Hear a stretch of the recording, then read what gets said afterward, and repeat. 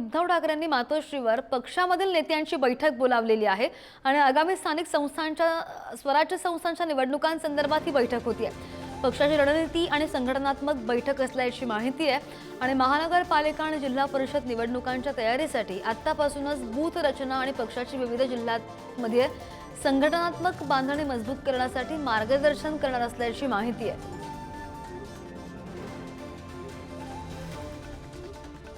अधिकची माहिती घेऊन आमचे प्रतिनिधी पद्मेश पवार आपल्या सोबत आहेत। पद्मेश, बैठक सुरू झालेली आहे का आणि कोणते मुद्दे अजेंड्यावर असतील? श्रद्धा, आपण जर बघितलं तर कालच नाशिकमध्ये जो मेळावा झाला, जे शिबिर झालं, त्यामध्ये उद्धव ठाकरे असतील, अनेक जे नेते असतील, त्यांनी मार्गदर्शन केलं होतं।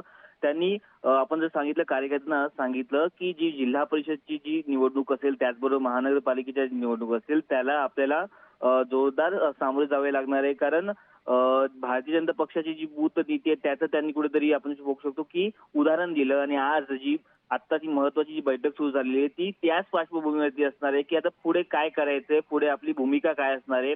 आपण जर बघितलं की अनेक ठिकाणाहून भारतीय जनता पक्ष असेल किंवा शिंदेच्या सेनेकडून जे आक्रमण, जे टीका ती शिवसेनेवरती होते, त्याला टॅकल कसं करता येईल, त्याचबरोबर अजून हंडा मोर्चा जे सुरू झालाय, त्या हंडा मोर्चाच्या नंतर आता आपलं महानगरपालिकेसाठीची दृष्टिकोन काय असणार आहे, त्याचबरोबर आपण कोणत्या एका भूमिकेवरती असणार आहे, या संदर्भातची महत्वाची जी बैठक आहे ती आता मातोश्रीवरती सुरू झालेली आहे। अनेक जे मुंबईतील महत्वाचे जे पदाधिकारी असतील, त्याचबरोबर नेते असतील, ते दाखल झालेले आहेत। त्यामुळे उद्धव ठाकरे त्यांना काय मार्गदर्शन करतील, त्याचबरोबर उद्धव ठाकरे, त्याचबरोबर संजय राऊत असतील, अनेक जे नेते आहेत, ते पहिल्या फळीचे नेते आहेत, ते काय कार्यकर्त्यांना मार्गदर्शन करतील, त्यासाठीची ही बैठक, ही महत्वाची बैठक बोलवली आहे।